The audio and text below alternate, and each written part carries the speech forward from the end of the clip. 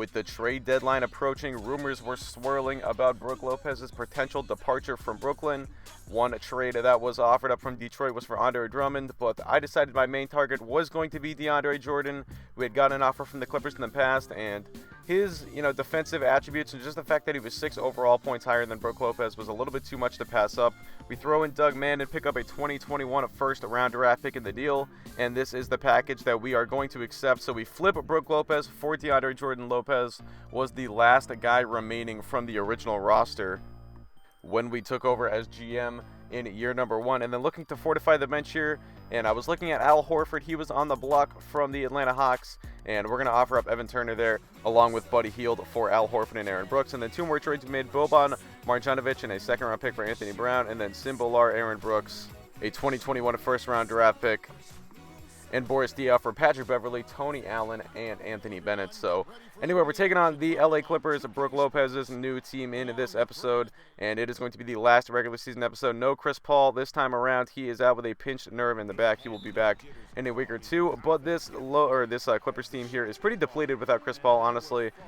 They are not a very good team. Otherwise, he is a very good player, in my opinion. This is kind of how it works in real life, too. I really don't think that the combination of Blake and DeAndre is very good, but I think when you add Chris Paul to them, he really improves both of their play, especially on offense. And I think Blake would be good otherwise on offense, but just the fit with him and DeAndre, not too good. And I actually think that DeAndre is inept on offense, but because Chris Paul is his point guard, he gets him open 6 to 8 times a game, and he can put up 10 to 12, 14 points a game on just purely offensive rebounds and dunks, and because the floor is so open. But now with Brooklyn up too early, it is J.J. Redick trying to keep the Cavs in the game, fading away from behind the line. That one is good. It gives the Clippers a 1-point lead. Now it's 20 to 18. Brooklyn on top. Oladipo into the game with the second unit, and that is still how I intend on using him, despite picking up Patrick Beverley. I know it's a little bit, repetitive to have him and Victor Oladipo on the roster, both kind of in that second unit role, but at the same time, I think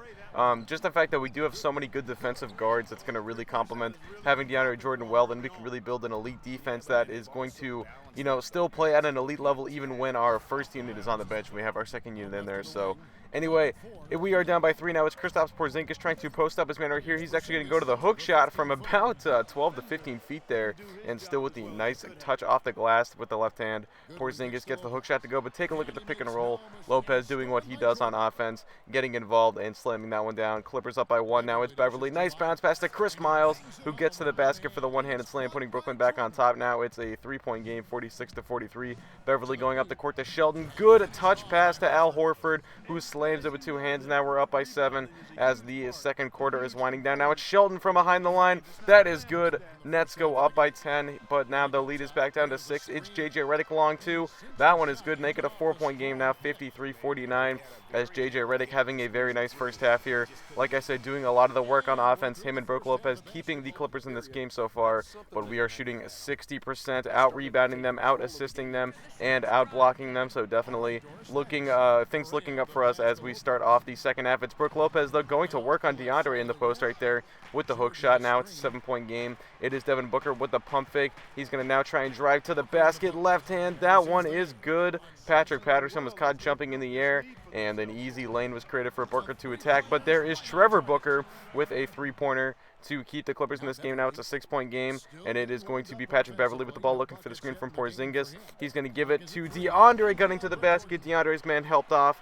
on the rolling Porzingis there, and that left DeAndre open for the one-handed slam. But it's Redick in the corner from behind the line doing what he does, keeping LA in this game. Once again, it's a 4-point game. Now it is Patterson pulling up off the dribble. That one is good, and it's a 2-point game as the third quarter winds down. Now early fourth quarter, Brooklyn up by 4. Miles gives this one to Booker, fading away. That one is money. Devin Booker coming to play. He's got 23 points now on the evening, and it's Porzingis finding Jordan, cutting to the basket. 2-handed slam, posterizing Brook Lopez right there, and that is going to put Brooklyn up by 9. Now it's J.J. Redick pulling up, and one foul drawn on Devin Booker. A battle of 2 great shooters in this game. Booker and J.J. Redick both had their way with each other on the offensive side of things, but it's Booker this time answering back from deep behind the line there, Now he's up to 26 points on the night. Bledsoe finds Booker again, long two. That one is good, and Booker eclipses the 30-point marker now as Brooklyn stays up by 9 midway through the fourth quarter. It's Lopez. Java stepping his way to the basket here. Right-handed lay-in is good. Now still a 9-point game, though. Miles from behind the line. That one is no good. Bledsoe with the offensive rebound. Kisses this one off the glass with the right hand.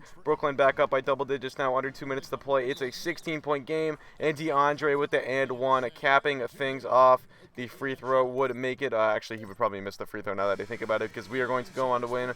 119-100 is your final. We beat LA by 19 points. They hung around for a good portion of that game, but we just pulled away in the fourth quarter. Our roster proved to be too talented, and like I said, this Clipper team without Chris Paul is pretty depleted. I actually thought we were going to be able to take care of them a little bit more handily than we did. Our defense struggled a little bit with J.J. Redick and Brook Lopez. Those guys are still two pretty good offensive players who don't really need Chris Paul to get going, although obviously having Paul would help. Jordan collects 20 rebounds in his first gameplay game here with the Nets, 19 and 20. Booker drops 30. Chris Miles, 18 and 7. Porzingis, 16 and 8. Bledsoe had 12 assists. There you can see Lopez, 29 points on 17 shots, and then Redick, 22 points, a trio of three-pointers from behind the line there. But that is going to do it, so hope you guys enjoy. Thanks for watching this episode, and I'm out. Peace.